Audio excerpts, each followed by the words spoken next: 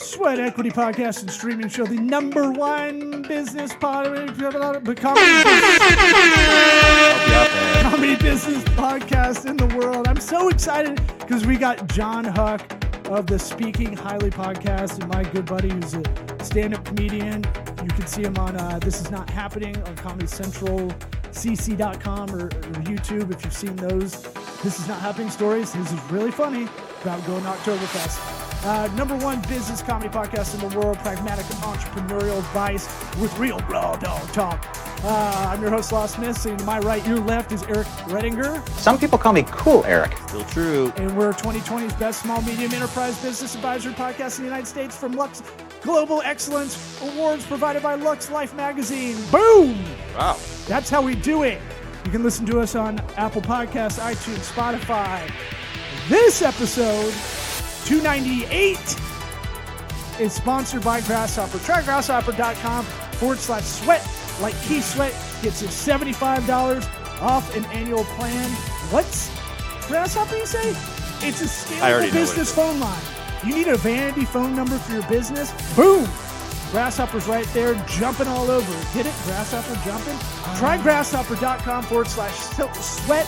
Like defensive end Montez Sweat. Get you 75 bones off an annual plan. Who's doing that for you? No one in the podcast game but us. That's trygrasshopper.com/sweat. Like Key Sweat. Montez Sweat. Get $75 off that annual plan. You can add phone numbers to this. You can do the desktop app if you like to do that. I can text from the desktop app. Ooh, that's like big. That. Yeah, because I got sweaty fingers and I like the keyboard. I like the old school keyboard. I like to talk to people through that. You can port numbers in. You don't need to get a second phone like a burner phone, like a drug dealer. And if you have a Google Voice number, did you know you can't do advertisements to that? Google Voice number, not for businesses. Oh. So what's it for? It's Google. It's just collecting data over time, slowly knowing what you like, year by year, because nothing's free, baby. Ain't no free lunches in business. Am I right? Am I right? Let's get it started. Howdy toddy! What about my sweat equity? Sweat equity. Sweat equity. My sweat equity. My sweat equity.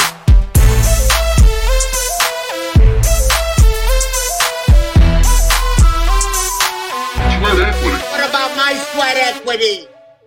I haven't, no. Well, we've done 300? Almost 300, yeah. Fuck, that's a lot, dude. That's Yeah. fantastic, man. Congratulations. Yeah, man. It's the only consistent thing in my life the last 5 years. I know. Dude, I've never gotten a podcast over 198 episodes or something like that. Well, to be fair, that's pretty good, man. Ours is pretty cheat code because ours are 33 minutes, so. Yeah, but I don't think it's not about the time necessarily as much as it is about the dedication of getting one out every week, of getting the guests, of continuing that, and like Eric also being into it. That's what I always ran into. I was like, it would be like, yeah, just as the thing is picking up steam, I'm like, we're doing it. And then the person I was doing it with is like, I don't want to do it anymore. I'm like, okay. And you can't. I mean, I completely understand that. People have lives. They don't want to be involved in podcasts all the time. In a weird way, so I was doing it before Eric, but Eric came in and made it a lot better. Thank you. And then we found we both kind of cathartically needed this. I mean, especially when you couldn't get on stage to do stand-up. Just the connection you can sort of get from something like this. Yeah, and like I may never reach out to you otherwise. You know, we might just follow each other online and say, "Oh, cool." You know, you're going to mention the first white woman goalie because I'm waiting for a black chick to come fuck it up. Just awesome. Well, look, you got people like Sarah. I think her name is Sarah Nurse. She's I don't know that she's necessarily retired, but I think I don't know that she's aiming to play in the NHL, but I feel like she's a player that could make it in the NHL if she worked. But I could be wrong. Wait, you mean the player you posted about on your? No, Instagram? that was 1992 or whatever. What was her name? Her name was. I'm not going to do it any justice. It's very. Yes, it's like I want to say it's French. Yeah, I think it's French Canadian because it's like red. Yeah. Are you still listening? Again, I'm not trying to like butcher it. I just don't know how to say it. Well, yeah, and you checked in at a very for anybody. We're rolling, so anybody listening, if you go on John Huck's Instagram, he posted a few days before recording this that I don't know if you meant to because you're coming on this show, probably not. But I did. It was the fact that she played for the Lightning. I was just searching to see if any woman had ever played in the NHL, and she's the one who popped up. And yeah, and that would have been the first year the Lightning was in play in Tropicana, where the Rays play now. No, they played in the fairgrounds their first year. They did? I went to a game. Oh wow! I went to a game at the fairgrounds. I thought '93 they played in the Tropicana. No, they moved on. They moved over to the baseball field. But their first. They played it. First of all, they played in the Tropicana. That is a cavernous. Yeah. I mean, to have a hockey team in there would be so weird. I think personally. If you read the extra 2%, there's actually some cool Chicago stuff in there. It's one of the best business books I like to throw out. It's about how the Rays applied Moneyball to part of the game, but also managerial experience matters too. And it's awesome business book. Or just metaphor for business if you want to kind of think about it in that direction. And if you're like us, where you need this kind of through line of baseball to kind of keep you entertained for a business book, Joni Carey did a great job with it. But he does a great job. I didn't know this, and I grew up here, and so did Eric, that Tropicana was built before they had a team. So every team used it as leverage to get a new stadium. Chicago White Sox had an interesting one in '89 where they were supposed to pass something. I know you're a Cubs fan, but in '89, they're supposed to do some bill where, if the clock strikes midnight and we don't all agree on X, Y, and Z to get a new stadium, Comiskey, I guess, what that became, or Co-America Park, or whatever it is now. Yeah, Comiskey was the original park, and then the U.S. Cellular Co-America or something like that. Yes, it is U.S. Cellular now. Okay. Wow. So. Look, I'm big into naming rights to stadiums. Yeah, weird. Know that. I have a weird Asperger's brain for a lot of this stuff. That's the kind of stuff you just hear and then it sinks in and you're like, I think that's where they play. Yeah. You just know because you know. Plus, the Big Hurt played for the White Sox, so I was kind of, before we had a team here, I was kind of a White Sox guy. I love the Big Hurt. Hey, is he an Auburn guy? War Eagle that. Is he an Auburn there guy? We go. We have Bo Jackson, Charles know it, Barkley, and and Frank Thomas all in the same era, all wear number 34. That's why I sport number 34 and everything. Yeah. Sporting a big erection, too. Dude, I have a chub. I passed my my sperm test at the vasectomy doctor. Congratulations! Ooh, what'd you get? Nothing. Zero. C minus. You got a zero. Yeah, you want a zero. Yeah. I high-fived the nurse. She thought it was weird, but I was like, yippee! Was that just to make sure your boys can swim? Cannot swim. I'm cut. I'm 2-0 in kids. I don't need any more. I feel like I'm going out like LaShawn McCoy, 2 Super Bowl wins in a row.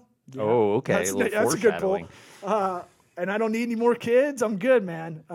Put me in the Dad Hall of Fame, I guess. Was he even on the team? He was on the Chiefs. Oh, I'm talking about the Bucks. He was on the Bucks. I know, but did he actually suit up for the Super Bowl? He gets a ring. Nobody knows. We forget we had LeJean McCoy. The towel boy gets riding a ring. the bench. He got a ring. So they talk about Chicago, and this is a Chicago politics story. That's what you hear about. It made me interested. Maybe go do a deep dive on some of the Windy City politics stuff. But so the time elapses. They're going to lose the White Sox to Tampa. They're going to Tampa to have this new stadium in '89 or '90 or something like that. And then a guy physically gets up on this big clock, like a politician in a suit, physically climbs up to this clock, winds it back an hour, and they redo. Everybody votes again. Fucking White Sox stay there. What? I honestly didn't know that there was a chance that they were. I didn't think they were trying to leave. I just thought they wanted a new stadium. It's leverage, right? Yeah. So it's all. But I didn't know the Giants did it too. They said the Giants in San Francisco, they're on the tarmac, getting ready to go into their private jet to fly to Tampa, and the mayor of San Francisco and a bunch of other people are like, no, like very romantic stories about chasing the plane, right? Come back. But in a business sense and a municipal sense, how dumb St. Pete or Pinellas County was, or the Tampa Bay area for putting a stadium before they had a team. That's pretty weak And because it's you're like one of using the a lot few- of taxpayer dollars to do that. And It's one of the few instances where it's happened, they said, and the reason that it doesn't happen before you have to get the stadium done before you have the team and stuff is because of this. They're still dealing with that stupid thing too. Like it should be, in Hillsborough County, we're still dealing where with Tampa is. lease issues and stuff like that. Where it's like, oh my god, how much longer is that? Isn't it next year? I think the lease is up, and who cares? Yeah, it's neither here nor there. But to put a bow into this, you're promoting on your Instagram some interesting stories I noticed sports wise, right? Just yeah, I mean, I try to keep my Instagram like one column. I'm trying to do this. Like one column is just for my podcast. One column is just for random personal stuff that I post, like goofy shit, and then one is for history or related to if we're going through like it's Women's History Month. So I'm gonna put up stuff that interests me that is like involved in that. So it'll be kind of like a historic sort of historic and mostly sports because that's I find when I go back in history I'm always curious as to who won the World Series that year or who and I'm always coming back to that year was this and this happened around sports somehow, and then whatever else happened. Can I nominate someone who's near and dear to Eric's kind of neighborhood is Babe Zaharis. Oh yeah, Babe Zaharis. Yeah, golfer. Female golfer. Yeah. Okay. Look her up. She was supposed to be one of the best athletes of all time as a woman, or I don't know what else she played. When did she play? A long time ago. 40s? Yeah, Oh wow, cool. I like to me, it's nice when you. Because a lot of times you go in like, who was the first woman to do this? Or who was the first black person to do this? And then you type it in and then the answer you get is like somebody from like last week. And you're like, dude, it took this long for like, it gets to be, you just feel like it's insane. But her name was what? I'm going to write it down. Babe, like the pig, Babe. Okay. Or like the baseball player. Look. Like the pig. The pig. Like the pig. She's Babe, like the pig. Like the I can say because she's not a pig. Bag. She was an athlete. And then that's a good say. No athletes have ever been pigs before. You've never seen curling, boy. Charles Barkley. Wait. Oh, the round mound to rebound. Come on. His name was the round. Who 6'4", but rebounded better than people that are like 6'8", 6'9". That's why I like him. Legit talent. Determined. And look, he's the closest thing to a comedian analyst. I do love Charles Barkley. I'm not gonna lie. I don't think I don't know too much about basketball, but I've never not. I mean, when the Suns and the Bulls, I guess I was like, Charles Barkley's annoying, but like now I'm like, I like him. I just think he says what he wants to say, and it's never anything that's like so insanely offensive or crazy where you're like, oh, you have weird ideas. He's just like out there doing his thing. I like anybody who doesn't look like they're supposed to look. Charles even like That's fair. George Gervin is all like Yeah. Kevin Durant, that sort of shit. Like like Bartolo Colon. That guy's a professional athlete. Dude, when he hit that home run like 2 or 3 seasons ago, and they clock him running, it's like 2 minutes to get around the bases or whatever. Oh, yeah. I live for that kind of fat me too. pitchers hitting dingers is like what? I live for fat pitchers just fielding the ball. To see them like doing wandering anything. around, it's just like you're an athlete. Holy shit! That's the thing, dude. That's why I think baseball is great, is because you can still, even today, you can still have those guys with a little bit of. It's not as bad or as prevalent, but like you can't do that in football unless you're a lineman, I guess. Hockey, you got to be in shape, man. You can't be like like cigars and chicken wings. It's like, dude. And we feel like a spurned ex-girlfriend that you have Joe Madden as your skipper. Not anymore. I know, but I mean, you had him to get you there, Yeah. Oh, dude. You got him in the good times. When he had a good back, when he was going through a midlife crisis. I mean, you got him in the good husband years. Those restaurants. I loved him. Taking you out all the time. He never took us out. Dude, I love him. Like I still I'll watch Angels games just to catch a glimpse of him in the dugout and be like, hey, all right, buddy. Like I love the guy. Dude, he's one of the few guys I've met in person that I completely fanboyed out, and I was like, the extra 2%. I read that book, man. It's cool.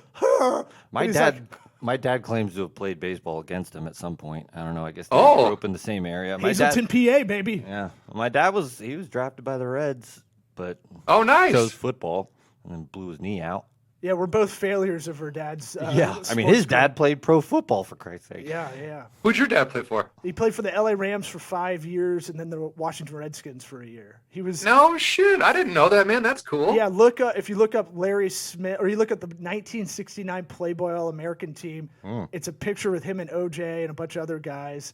Wow. So I like to say OJ's your BFF, and he never laughed at that joke. But Dude, it could have been your dad in that white Bronco going, you know who this is? This is Law Smith's dad. yeah, he would have been AC in that situation. That's what I mean. Oh yeah. Because AC calls, you know who this is? This is AC. I got OJ. Well, Like, I think he did live in Brentwood at one point in time, so could have. Where was your dad that night? I bet if he was I was with him that day because I was at a Gator Alibi, because he okay. played for the Florida Gators.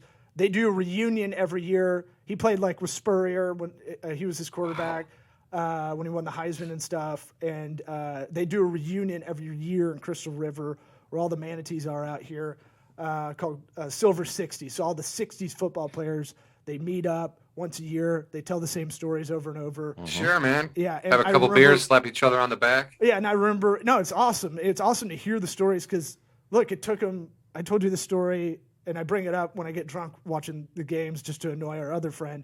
But it took till like 5 years ago. My dad telling this story where he beat Tommy Smith, the sprinter, Olympic sprinter, in a foot race in like the 1969 like spring training or the football summer training. Preseason. Yeah, they brought in. They were starting to bring in outside athletes at that time. That was like. Oh yeah. And so they put Smith against Smith. George Allen did it.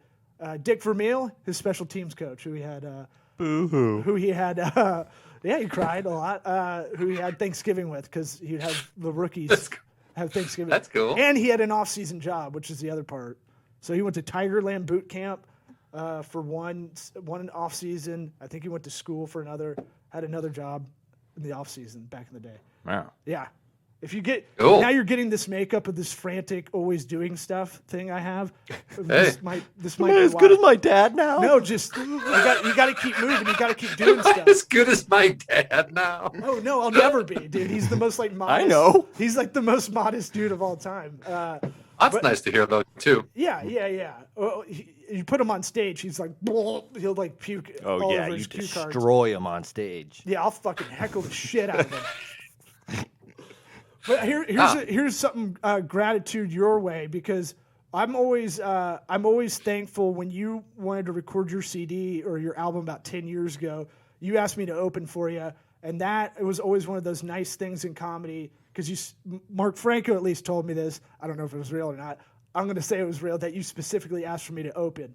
Now looking back, it might be you might want someone that It's like Will Smith is available. will not do too well. Ahead of you. No. That's never been my. No, I'm kidding. I don't think you're. Yeah, that's never been like. calculated. Even when I headline and I have a feature, people are like, do you like your feature to not be good?" I'm like, "Not particularly. I like the audience to have a good time, and if I have to work, if I feel I have to work harder, then that is fucking on me. You know what I mean? That's my problem." No, and that meant a lot to me when I was probably 25, 26, and I was still much younger than a lot of people around. I mean, you're not that much older. I mean, I'm 36. How old are you? I'm fucking 46. I'm 10 years older than you do. Well, So I always felt really young compared to everybody around. But then you talk to like Santino or someone, and him and I are the same age, or a lot of these guys that were knocking around, they just felt older to me. So I always felt like a young cat around all y'all.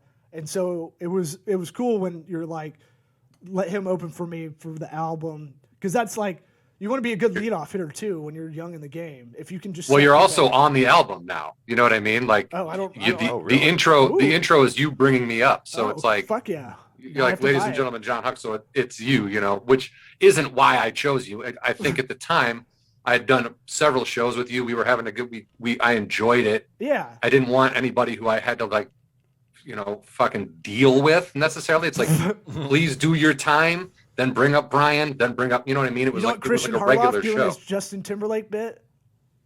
I don't remember that bit, but I like Harloff. No, I love him too. That's I was just trying to bring up what's the most energetic bit that was done in Room 5.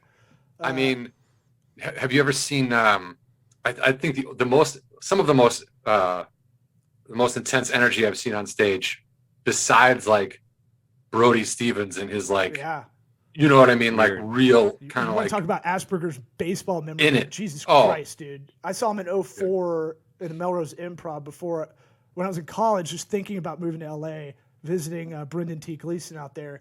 And Brody comes on stage and is like, "Where are you from?" And people would be like all over the place. And he could go, "Yep, Chris Archer came out of there. Where are you from?" Yep. And I think he called on our tables like Tampa Jesuit. He's like, Lou Piniella, Rich McKay. Like he could list every famous. Whoa. Yeah, it was. I'm saying it's weird because we were just talking about him. Yeah, well, we're talking about him about 2 hours ago. But that energy is tough to follow too. Dude, absolutely. I think if you ever want to hear like a really good Brody talk, we did a podcast with him about the Cubs winning the World Series because he was at all 7 games and he only had a ticket to 1. And he like ended up just walking in, you know, and he had this bit. He's like, I went to preschool with Kevin Millar. He had frosted tips. Like it was just that kind of thing. Like he saw Millar, waved at him, goes down on the field for game 6, no press credentials, just walking around. And it's like, the dude was something else, man. Yeah, it's a wild interview. I got to open for him once, just randomly here in Tampa when I was working with Tripoli for a weekend in Florida, him and Red Band in Florida. And like nice. Oddball was here. And so we were trying to get someone to come in from Oddball, just come down. He came down. It was like, oh my God, I haven't seen this guy in like 10 years. And he's just fucking ripping this, positive energy. Let's do it. 818 till I die. No one knows what. No one knows. That's the area code of Hollywood. It's just, it's one of those things like the back of the room is dying, especially when the front of the room isn't getting it. You know what I mean? Like somehow that made me laugh even harder when people were like, what is happening? Why is he kicking? Why is he making high kicks? Like, what is he playing drums on a chair? Like people were just, their minds were like, what is going on?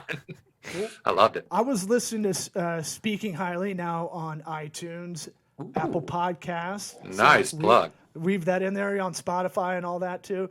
And Pandora, yeah. With our old friend Amy, or my old friend I haven't talked to in a while, Amy Dresner, who I'm going to reach out to because her story is so interesting. I didn't know I forgot she wrote the book. I want to go buy it now about addiction. Book is great, dude. It's really, I mean, at times it's heartbreaking, but it's a good book. Like she puts it all out there, man. She did that to help other people and it worked. Yeah. And I definitely want to read it and then ask her to come on. I'm going to piggyback your guest. I'm just going to go through. Can Garrett Morris come on? Can you give me his info? Yeah, I can give you everybody's info, dude. Everyone I've had on is cool, man. We'll just piggyback because we're our own booking too. But what's it? Yeah, I mean, I have to call these people. You know what I mean? I call them direct and like.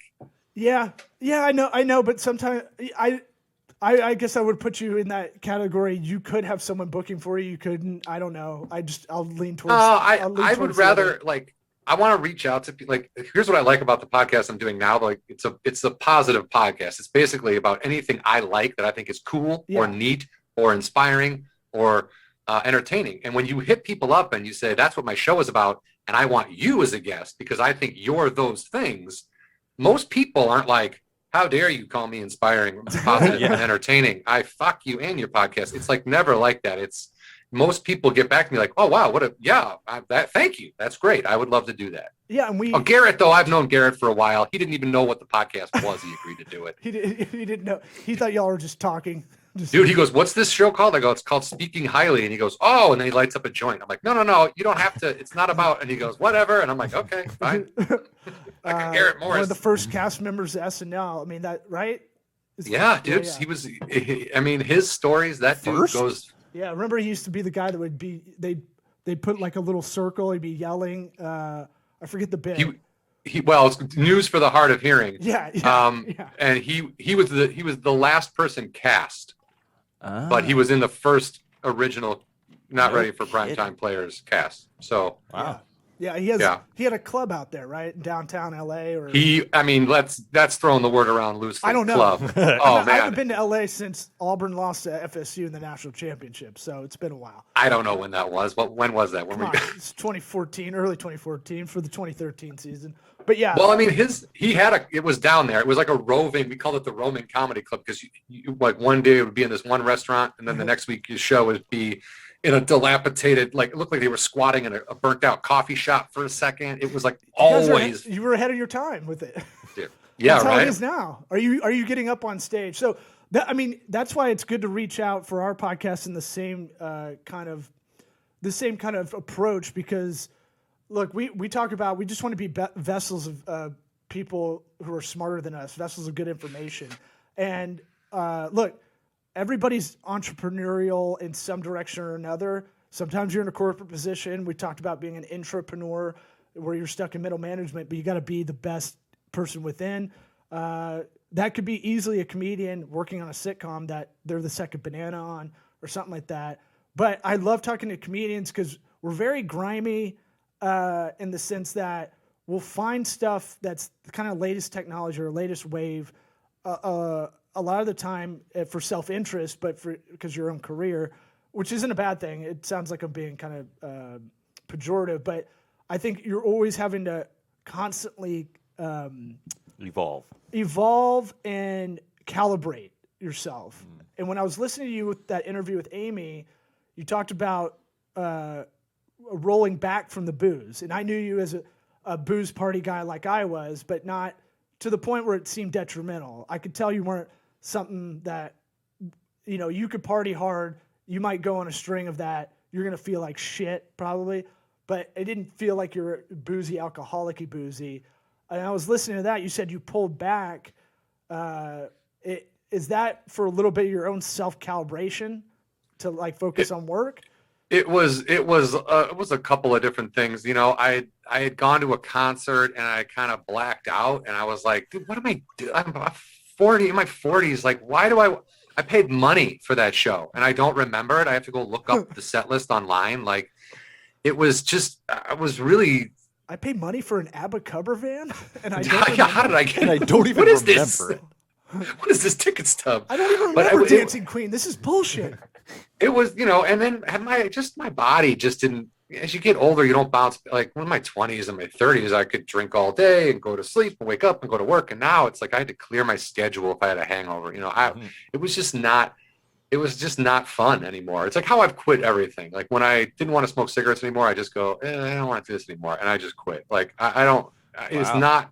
Yeah, I'm not saying there weren't times early on where I was like, man, I want to drink because I don't know what else to do. And this is what I would normally do. But once you fill that with, I can do anything I want except drink. And then everything is wide open. Like my comedy got better. Being on the road was more fun because I would go venture out into cities instead of being hung over in a hotel room all day. Like, I mean, doing comedy, I would do the show. I'd get plastered. I'd go to bed. I'd wake up and then sleep all day and then do that again.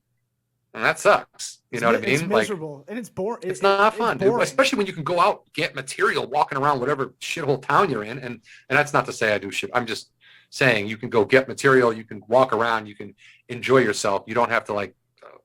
Don't worry, there's not a lot of city councils listening to this. Like, no, I know. You can talk shit about Omaha. Fuck this. Some aldermans heard this.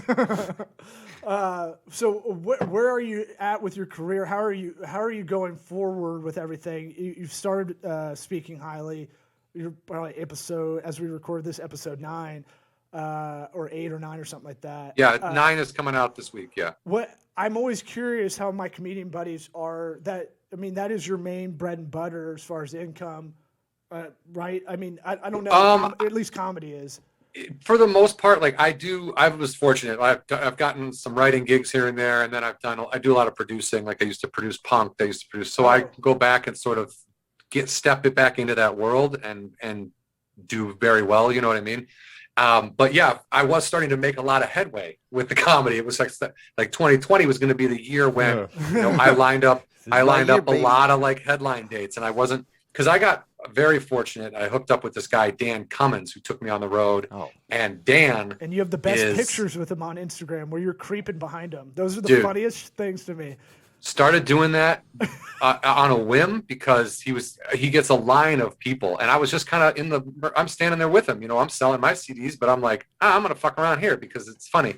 People would come running back in like, oh my god, you took the thing. Like they would get all the way home, they would post a picture, and people on the comments were like, who's the psycho in the background?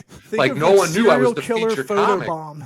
Just never smile, always psychotic looking. And dude, people started hey, could you do that to me? Could you do that to our picture? Could you do that to us? Hey, Not could I psycho pose with enough. Dan doing that and you with me? And like people get real. I mean, and I should say his fans are really solid human beings. Well, You know what I mean? I'm a time Like, sucker. dude, Yeah. I those latched people onto that show when I couldn't. My daughter was probably 2017. My daughter was a baby.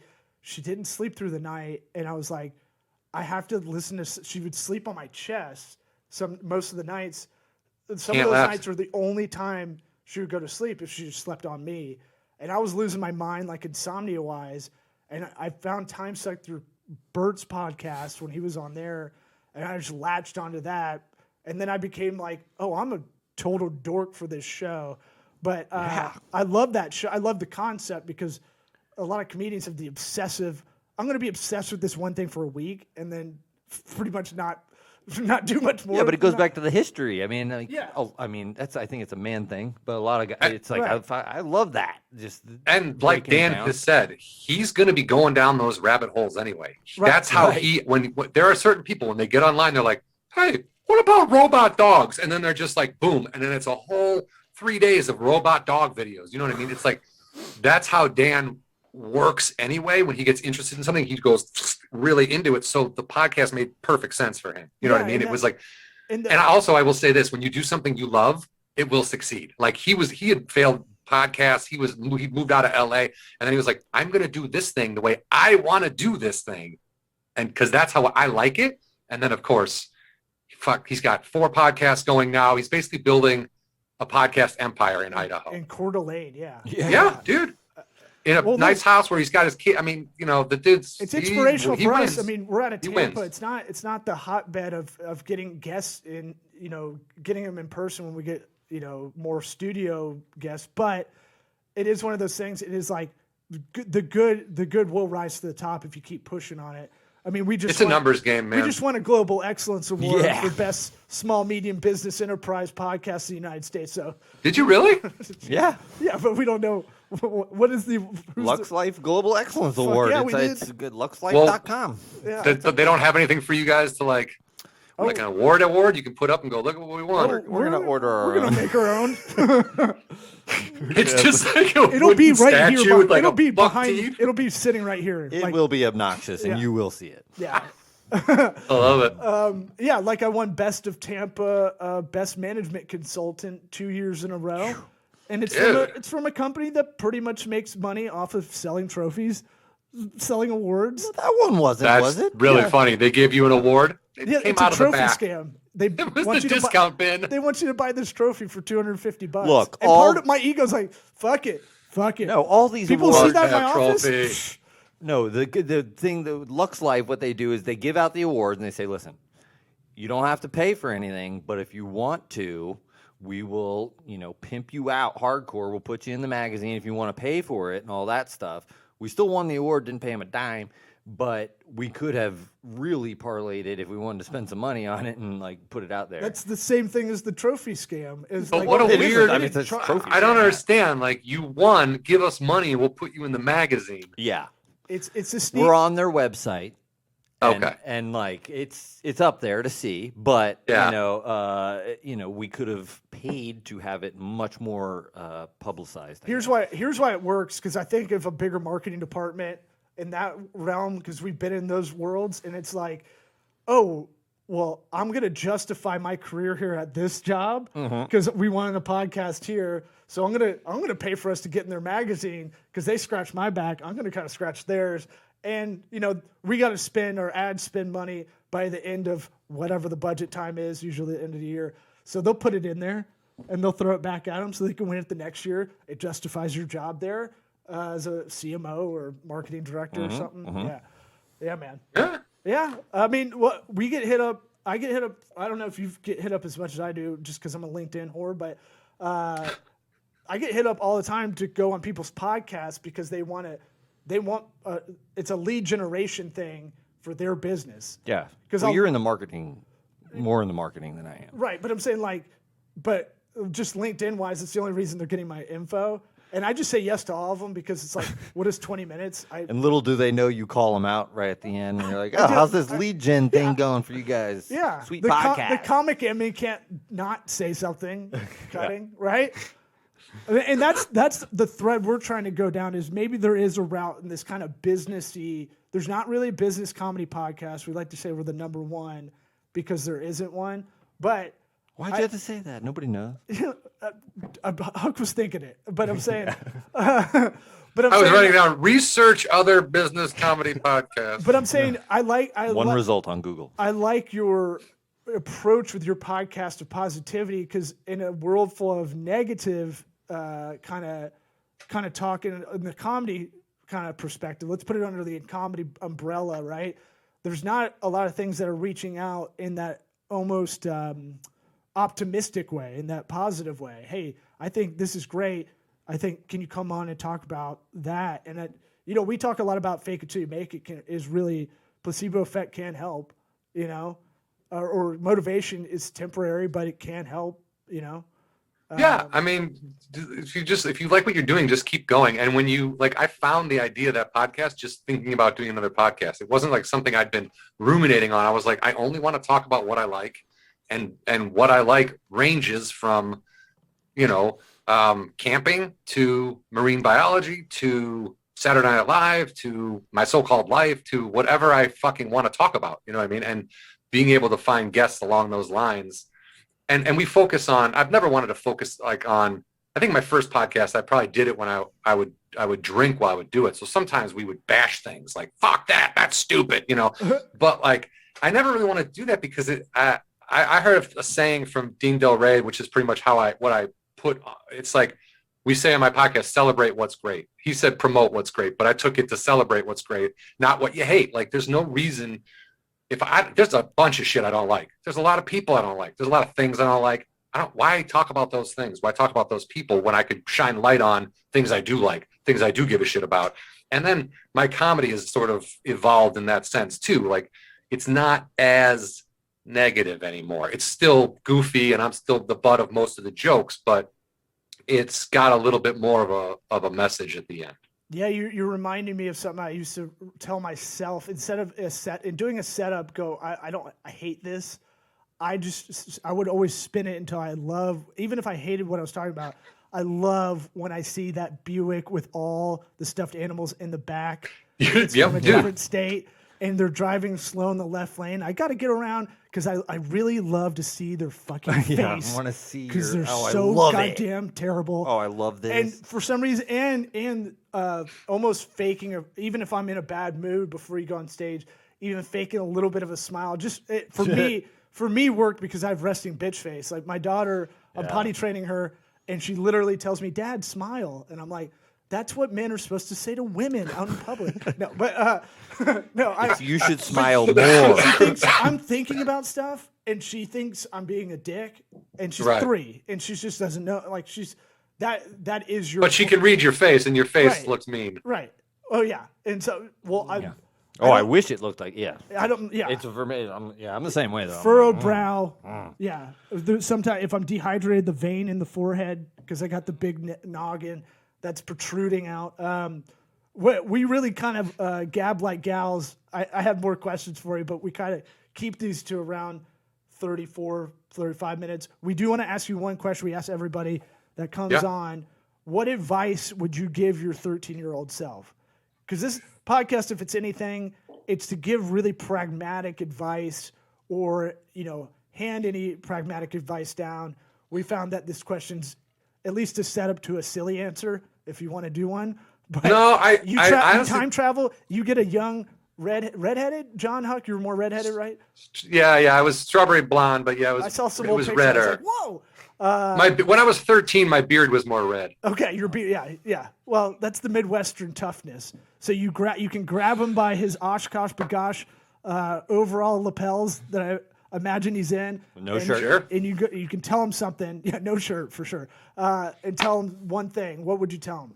I would tell him celebrate what's great. I would tell him stop focusing on things that you don't like, or stop thinking about the negative side of things, and to move over, because there's no, you'll be in a better place mentally and physically if you are not so fucking angry. And that was because I was a pretty angry kid, and I think that's what I would say. I would say, calm down, dude. Probably maybe slap him a little bit, and then say, take it down a notch. Yeah. I can't see that. I can't see you being an angry kid. That's crazy to me. It wasn't like I walked around punching mailboxes off there. I was like, it just and look, a lot of it was probably just being a high schooler and not being insecure and being, oh, these girls don't like me, or this fucking group of idiots doesn't like me, or whatever, the kind of shit that plays out in a high school kid's mind, Right. Yeah. Yeah. That's good advice. Yeah, we talk a lot about reducing that radio noise as adults now, and that's and don't overthink. Don't think so much. Don't worry about. Don't think about what am I going to do if I'm late for work tomorrow. What am I going? You're not late yet. You're not. Right. Don't think like that. Don't think ahead. Just focus on what you're doing right in front of you. Right. Yeah. Stop overthinking. Just do more. It's another theme that comes up. Well, just live in the present moment. The past is done. You can't move. You can't travel into the future to see what's going to happen. No second past now is guaranteed. It's not like you're going to travel back to the 1993 Chicago Blackhawk team of Chris Chelios, Mark Goulier, Jeremy Roenick, Steve Smith. Wow. Hold on, I can do it all. You could just make it up from here. Ed Belfour. Is that your uncle? Ed Belfour and I can't remember the other defenseman. That used to be my squad in the NHL '93. Before the Lightning? Yeah. So I get it. Nice, dude. I can't get that other defenseman. It's gonna or Steve Lamar. Maybe Was we another don't guy. know. Maybe. I was hoping he Honestly, knew. I was like, this yeah. is gonna knock his fucking socks off. It did, because I'll tell you something. I didn't start watching hockey until like early 2000s. When I was a kid, the Blackhawks weren't on TV. Oh, So I didn't watch. My dad didn't follow hockey, so I watched Bears games, and the Cubs were on when I came home from kindergarten. But that was it. I got into the Bulls as I got older because I started to like basketball, and obviously with Jordan, they were everywhere. Loved the Bulls. Sure. Right, but then like the Hawks, it was like I did a commercial with a friend of mine who was from Chicago he was like, "Oh, am I a Cubs fan?" He goes, "White Sox," and he goes, "Hawks." I go, "I don't really watch hockey." He goes, "Well, let's change that." And dude, I got hooked like 2 years before they won that first cup in 2000, or the cup in 2010. Yeah. So it was the perfect time. Like I got right, like they had come off a decade of being terrible, and they just started to kick ass, and I was like, "Oh, hello." Yeah. So it was really good. Who did they beat in the finals that year? Was it the Lightning? No, not that year. I went to that one of those Stanley Cup games. That was the third one. That was the third one they won in that three. So the first one was against the Flyers. Uh-huh. The second one was against the Bruins, and then the third one was against the Lightning. Yeah. And that Bruins one, the first game went into triple overtime, and they played full periods. They played 2 games that first game. Yeah, it's crazy. It was insane. Yeah. And those hockey players, that's how they kind of live their life, as to kind of bring it all, kind of tie it in. Like, they're very much about the present. They're very much now. They're very humble. They don't worry about a lot of stuff. You ever talk to any of those hockey players? It's always we, not I. I know. They're team players. Right. They give their teeth for the other guys. Yeah. So. Dude, I love hockey players. They're great. Well, we loved having you on, man. We'll have you on again. Yeah. Anytime you want to come on and promote anything you got coming up, let us know. Oh, right now I'm just promoting that podcast. Hope people want to check it out. It's very good, man. I love the one with you and Amy, dude. Thank you, man. Thank you. All right. Well, we're out of here. Yeah, man. Thank you. Awesome. Thanks a lot, guys. Appreciate it. Thanks.